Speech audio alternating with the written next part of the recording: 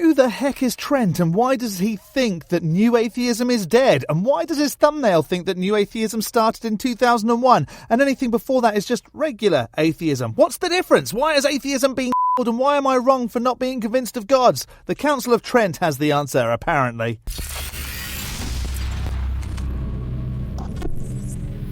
Hello, I'm the Skeptic, the British floating circle that watches people make extraordinary claims, and then I explain why I don't accept what they're saying. Recently, more and more of you have been sending me videos to look at, and actually, several of you sent me this guy, Trent Horn from the Counsel of Trent. He makes entertaining and thought-provoking content about faith, and recently claimed that new atheism is I'm not sure what the difference between new and old atheism is. I would assume they both have a not convinced by God's conclusion. But perhaps one is just younger folks not being convinced of it or something. Honestly, I can't wait to find out why new atheism is and having proof of why gods are what should be believed in. But before we find out what killed new atheism, if this isn't your first Skeptic video, hit the like, the subscribe and the bell, and maybe the algorithm will kill it with suggestions for your feed. And a super thanks to those that hit super thanks in some recent videos. Kevin, Johan Grandin, Megatron Jenkins and Lisa the Rainbow Giraffe. Lisa the Rainbow Giraffe bestows leaves upon you all. More hen. Right, I am ready to be counselled. In the past 6 years, the decline of Christianity has stabilized in America, and atheism is no longer a dominant cultural force. Whenever was atheism a dominant cultural force in the USA? You might be getting confused with nuns, which was the largest single group when it came to belief or lack thereof in 2023. Of that 28%, only 17% identified as atheists. In fact, atheism's most passionate advocates are now defending the usefulness of religion when it comes to maintaining social sanity. Social sanity? How sane is it to believe that an undemonstrated wizard created everything and gave folks rules to live by, but breaks most of those rules itself? As I noted in a previous episode, Richard Dawkins even calls himself a cultural Christian. In today's episode, we're going to talk about the death of so-called new atheism, what comes next for the non-religious, and how Christians should respond. I feel like there'll also be a ton of lost atheists if you're about to kill off non-belief in gods. Best watch too if you don't believe. First, let's talk about how all of this started. As a millennial, I remember as a child experiencing a vibe shift when it came to religion and culture. Growing up in the 90s, morning shows didn't highlight child drag queens. Instead, they warned parents about how films like 1992's Batman Returns were inappropriate for children. And instead of cartoons depicting non-binary characters with pronouns they, them, we had Wolverine from the X-Men finding comfort by reading a Bible in a church. And look how well those folks turned out, Trent. I just heard of one of those people talking about how not being convinced of some kind of magic has been killed. In fact, in 1992, about 90% of Americans identified as Christians, and only 5% identified as non-religious. But today, only about 63% of Americans identify as Christians, and 29% identify as non-religious. So what happened? First, after the fall of the Soviet Union, identifying as an atheist was no longer synonymous with being an un-American commie traitor. Right! Now you can be religious, or at least say you are, and live in the pockets of those that live as dictators. Oh, how times have changed. Second, the internet gave the non-religious something that the religious have had for centuries. A place to feel like they're not alone, and a place to encourage one another in their life's mission. And easier access to a ton more information. Video the radio star, internet might just dumb religious claims. Today, about 96% of American adults use the internet, but in 1995, that number was only 14%. Just as the printing press gave Protestantism an edge during the Reformation, the internet gave atheism the edge in spreading its arguments during the Information Revolution. Spreading its arguments? Or access to people you didn't know existed because before the internet the world was a much smaller place. Of course, rapid spread of an idea doesn't demonstrate its truth, because flat earth theory is the most popular it's been in the modern world because of its advocates' videos on the internet. The satirist Jonathan Swift said it best: "A lie can get halfway around the world before the truth has time to put its shoes on." Apply that to religion, Trent, but of course what you believe is true, and so it doesn't count with your religion. When it comes to the spread of new atheism, the internet was the accelerant, but one historical event served as the match that lit new atheism ablaze: the September attacks. After these attacks, people who once tolerated religion as a false nuisance that at least kept people moral now believed that religion was a dangerous delusion that could motivate normally sane people to commit horrible acts of extremism is something else altogether. I know a ton of folks that are religious and not extreme that couldn't give a rat's backside if I do or don't believe. It's the extreme ones that I take issue with. Your warriors of Christ and idiots who think religion should dictate government issues. Sure, something as horrific as those attacks could be a catalyst, but whether or not a God exists has nothing to do with that. The late atheist Victor Stenger said something that has been memed ever since. Science flies you to the moon, and religion flies you into buildings. Although religion builds hospitals and science builds atomic bombs, but what do I know? Early Christian hospitals were probably built as a way to convert people into religion by giving them some medicine to make them feel better, as a bribe. Come and get healed whilst you're here. Thank a God. But now, science is very much a part of medicine. If you don't want to be healed by science, Trent, I suggest you pray away your ailments. See how that works for you. So during this cultural debate over religion, 4 figures would rise to prominence to become the faces of the new atheism. Sam Harris, who wrote his book The End of Faith in the wake of the attacks, the late philosopher Daniel Dennett, the late British journalist and literary critic Christopher Hitchens, and the most famous one, Oxford biologist Richard Dawkins, who published his bestseller The God Delusion in 2006. What made the new atheism new weren't its arguments. You could find the same criticisms of the Bible from older authors like Thomas Paine and Robert Ingersoll, and the same objections to natural theology in philosophers like Bertrand Russell or Antony Flew. No, what made new atheism new was its rhetoric. Now we're getting somewhere. Who's willing to bet he brings up an issue with saying Sky Daddy, Sky Wizard, Cloud Man or whatever? In 1948, Bertrand Russell and Father F.C. Copleston sat down for what I would call the most polite and erudite debate ever held on God's existence that was broadcast on British radio. But the new atheists believed the time for treating religion as a respectable alternative to irreligion was over. I can't speak for others, but in my case, it just gets irritating that grown adults that believe in fairy tales treat you as a lesser human for not accepting their fairy tales. Christopher Hitchens' book, God is Not Great, bore the subtitle, How Religion Poisons Everything. Peter Boghossian, in his book, A Manual for Creating Atheists, said that if a religious person didn't become an atheist, that was a sign that they had brain damage. You can watch my critical review of Boghossian's book in the link below. Dawkins was fond of comparing belief in God to belief in something as silly as the flying spaghetti monster. Or as silly as a cosmic rainbow deity, Lisa the Rainbow Giraffe, leaf be upon her, all of which have the same amount of evidence for their existence. Book of Lisa coming soon. Both beliefs are deluded, and so there's no point in politely reasoning with people who hold them. Instead, here's Dawkins' advice to atheists at a so-called reason rally. Mock them, ridicule them.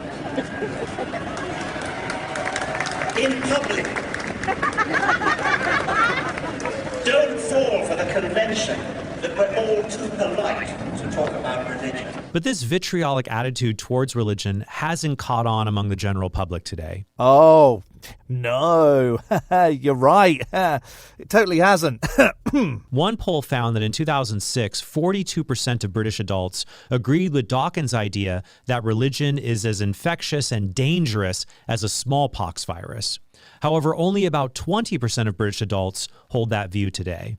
New atheism failed because it didn't have a cohesive, coherent worldview to offer in place of religion. Why do you need a religious worldview? Atheists don't have a worldview specific to atheism, but there are plenty to choose from that aren't religious. Or you can make up your own. I'd rather do that than rely on the teachings of a being that thinks men should marry their victims. All it did was mock religion and naively assume that if religion declined, then perfect rationality would take its place. So, rationality isn't what should be used to reach conclusions. Is that what you're saying, Trenty? But man is a religious creature.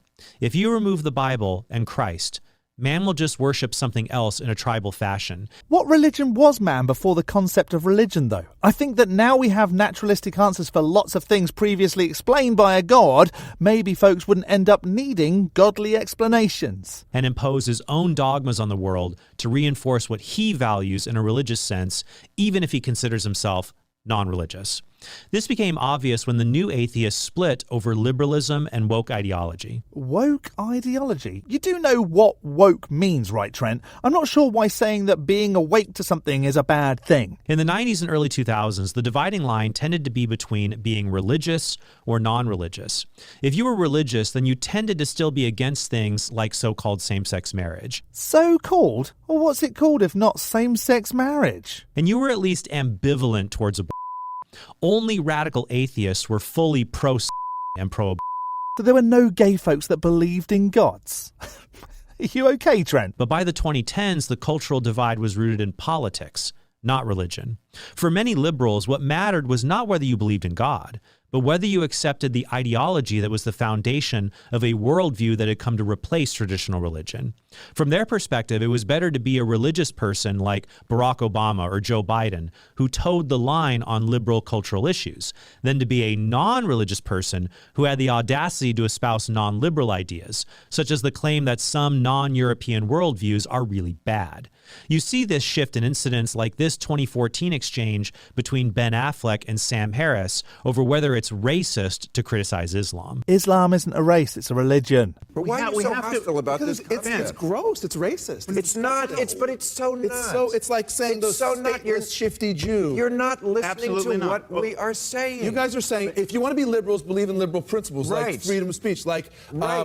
we are endowed by our forefathers with an inalienable rights, like all men are created equal. Ben, we have to be able to criticize bad ideas. And Of course we do. No liberal doesn't want to criticize bad But ideas. Islam But at why this would- moment is the mother lode of bad ideas. Jesus. So we have That's just ideas a fact. like It's not- blasphemy. It's not a fact. It is It's an ugly thing. apostasy. It is. One basic liberal Well, let me principle unpack is it. tolerance. Let me unpack it. But not for intolerance. No, of course not. Well, I guess we can continue to add Ben Affleck to the list of dumb celebrities that don't understand belief ridicule is different to ethnicity. During this time, New Atheism was trying to rebrand itself as a positive worldview and not just as a rejection of religion. Not a worldview. My favorite brand that they floated was Atheism Plus, which would be atheism and a bunch of liberal causes, with the symbol of an A+ as their logo, to which I can only say,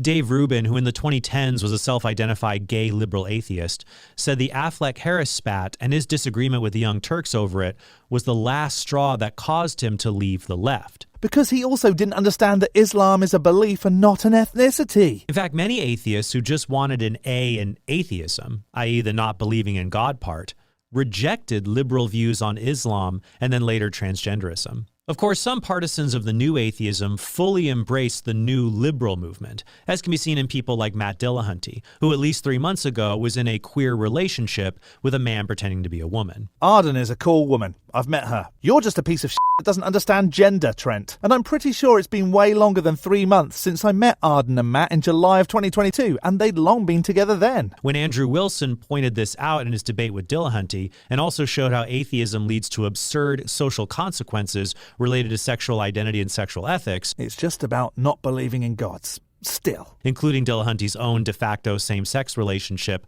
under the guise of dating a so-called transgender woman, Dillahunty stormed out of their debate. Do you blame him? I wouldn't want to hang out with a either. But other atheists saw that the new atheism had become so intertwined with woke liberalism that it had become a kind of religion that they always despised. Even in 2006, the animated series South Park satirized atheists and depicted them as worshiping science, worshiping Richard Dawkins, and fighting over dumb stuff like what should atheists call themselves. Someone really doesn't understand satire. But in a case of life imitating art, new atheism became an exercise in groupthink, something that valued dogma over data and even excommunicated heretics. One example I've previously covered was when the atheist community of Austin denounced atheist Stephen Woodford, aka Rationality Rules, for questioning liberal dogmas about transgender athletes. Peter Boghossian, the author of A Manual for Creating Atheists, doesn't engage atheism anymore. Instead, he is more concerned about woke ideology, and he blames the new atheism for creating a vacuum that it was able to occupy. The new atheists perhaps cleared a path by killing God again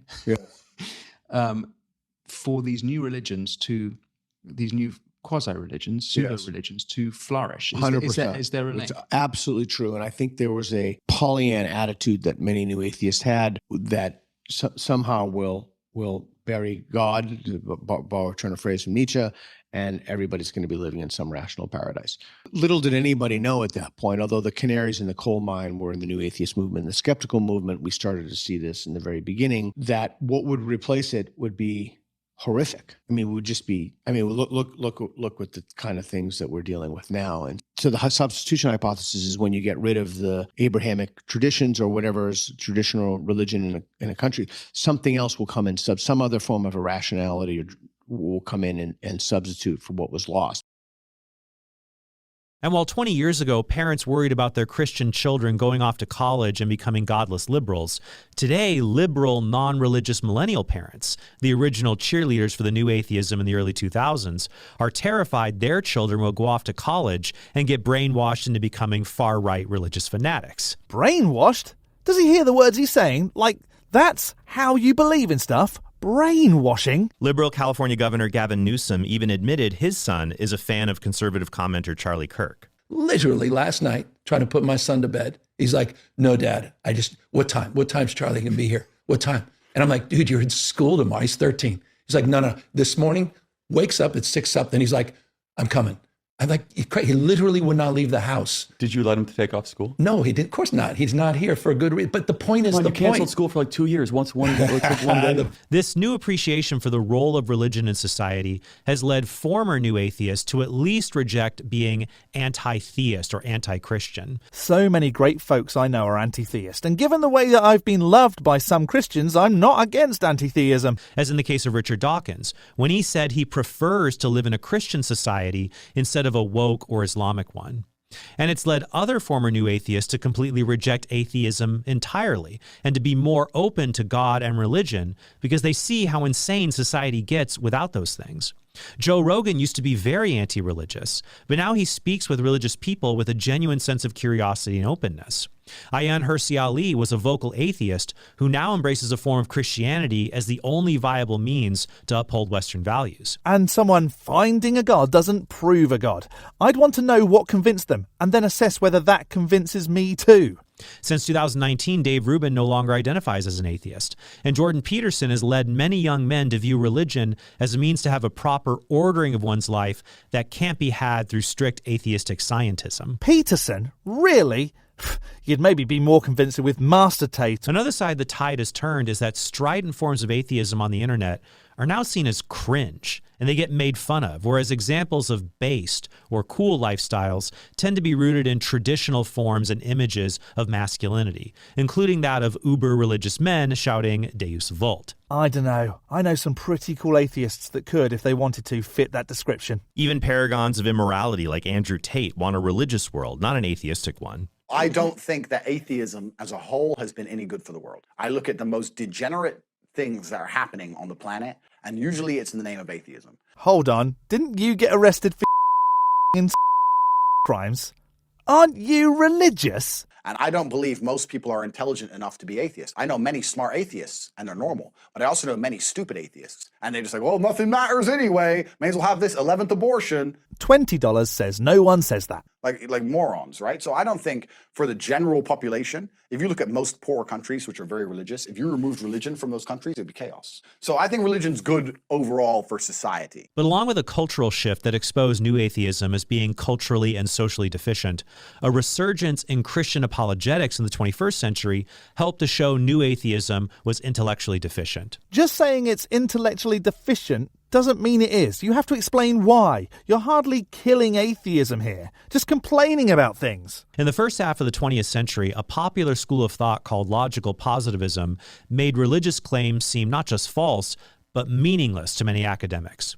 Along with the countercultural trends of the late 50s and early 60s, this led to Time magazine publishing their famous cover saying, "Is God dead?" In response to the exaggerated death of God, Christian philosophers like Alvin Plantinga promoted robust philosophical defenses of Christian theism. The late naturalist philosopher Quentin Smith said that Plantinga's legacy led to resurgence of religious and specifically Christian philosophers throughout the academy. He said in 2001 that, quote, "God is not dead in academia.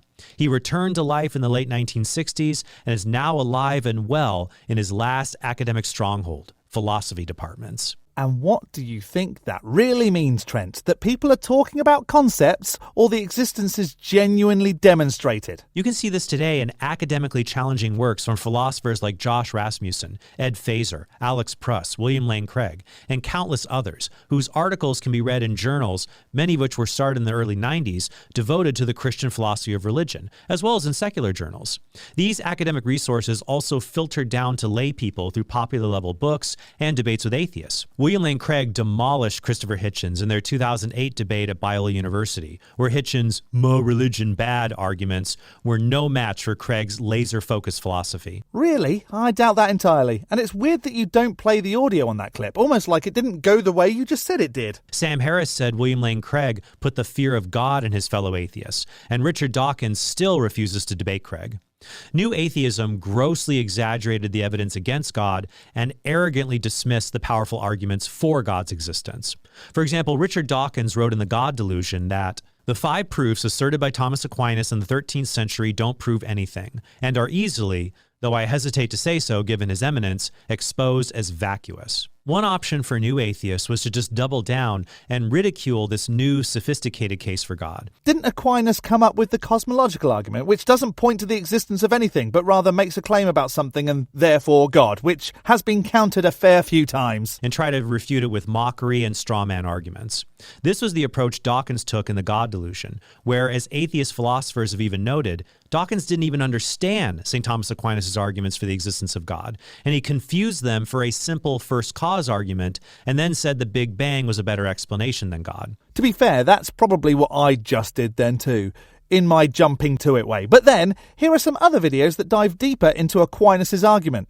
I'm just here to say religion's silly. Alvin Planting has said of Dawkins, some of his forays into philosophy are at best sophomoric, but that would be unfair to sophomores. The fact is, grade inflation aside, many of his arguments would receive a failing grade in a sophomore philosophy class. Philosophy helps to understand what could be, right? Not demonstrate what is. Other atheists simply refuse to engage sophisticated arguments for God's existence and mock them as word salad. Give some examples then, because we're getting just a lot of complaining still. Which is often a sign a person doesn't know how to engage complex arguments on any subject. Or they just rely on good old-fashioned early internet bluster. For example, here's the angry atheist in 2010 rebutting St. Thomas Aquinas' arguments for God. Because why is the unmoved mover necessarily God? Why can't it be a blueberry muffin? Why can't we say, yeah, there was an unmoved mover, it was a blueberry muffin, and from it came all other things? Sounds a little bit more plausible than God to me, because hey, I've seen a fucking blueberry muffin. Those motherfuckers are tasty. I ain't never seen God. I don't know what he tastes like. Probably like sour milk. Isn't it valid though? If there is a causer of things, why does it just so happen to be the causerer that you just so happen to believe in? Why couldn't it be one of the many thousands of other causerers that you don't believe in? What I've noticed is that online audiences have grown tired of these angry provocateurs, especially since their intellectual shallowness has become obvious when they run out of things to criticize and have to keep reaching for something more shocking that keeps them relevant. I mean, the last time I saw the angry atheist was in a 2020 video where he said that firefighters are overrated. Stop worshiping firefighters, America. Thankfully, this clip was ruthlessly savaged by Fire Department Chronicles, which is a hilarious channel you should check out if you have time. People say dumb things all the time.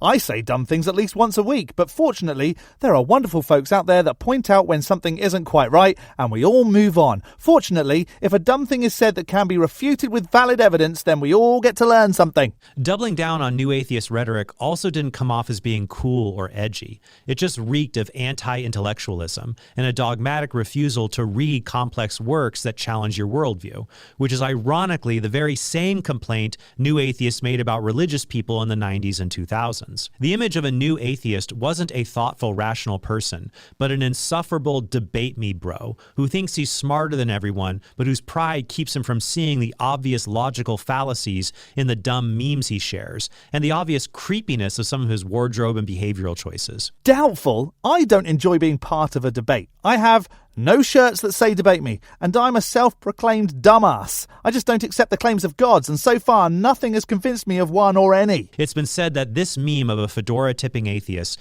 did more to hurt new atheism than every Christian apologist put together. And if you didn't want to double down on annoying new atheism, then you had to hit the books and upgrade your arguments. This new approach has been called analytic atheism, and it draws not from loudmouths like Richard Dawkins, but from the legitimately best atheistic philosophers like J.L. Mackie or Graham Oppy.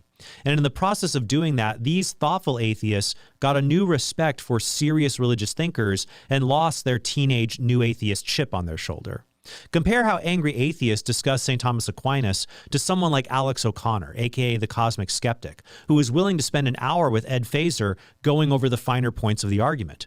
Or Rationality Rules engaging Cameron Bertuzzi in a thoughtful and very sophisticated critique of the Kalam cosmological argument. And good on them for having the smarts to do so. But there are some folks out there that like to point out the silly things that folks believe in a mild, maybe light entertainment kind of way to help those stepping away from their beliefs feel less alone in a new, scary, no-God landscape. And if that's you, you're not alone. But might I suggest Alex O'Connor or Rationality Rules for something a little more highbrow? You can also check out my debate with Ben Watkins from Real Atheology, linked in the description below, as an example of how it's possible to have high-level civil conversation about the topic of God's existence. So moving forward, my recommendation to Christians would be to keep atheism on the defensive and show how it leads to absurd ethical and social beliefs. At the very least, push atheists away from village atheism and towards more thoughtful, non-religious critiques. At the very least, show that Christianity offers a virtuous worldview that doesn't lead to the absurdities we see among many secular people. But if you don't love everything about the God, you go to hell. What a worldview. Then hit the books to get a good understanding of how to offer a solid case for God's existence. Don't be snooty and say, just read Aquinas, because the more thoughtful atheists will have already done that. Instead, take the time to read higher level yet accessible books like 5 Proofs of the Existence of God by Ed Feser, How Reason Leads to God by Josh Rasmussen, and The Best Argument for God by Pat Flynn. None of which actually prove a God, right? Or else the world would all believe in that God because there's proof in a book. You know, I was really expecting a lot more than a guy just saying why he doesn't like something. It didn't seem like anything really killed atheism, new or otherwise. So thanks, Trent, I guess. We can remain safe in the knowledge that atheism isn't going anywhere anytime soon. Did Trent say anything that made you think that new atheism is dead in the water? Let me know in the section below. I'm going to skeptic this as nothing new about atheism being an incorrect stance. A big thank you to this month's top level ticks on Patreon. Dark Ether Piao, Tamo, The Barely Bearable Atheist, George, Godless Granny, Addy Rockhart, The Enixes, Jakari, Elizabeth, Whiskey Tech Fred and Rick, as well as all the $3 base ticks. You can become a supporter on Patreon too at patreon.com/theskeptic. The link is in the description along with links to all my other socials. And don't forget to hit the like button and subscribe if you haven't already. From me, the Skeptic, stay safe, keep thinking logically and ask questions. Skepticism is the first step towards truth. See you next Saturday.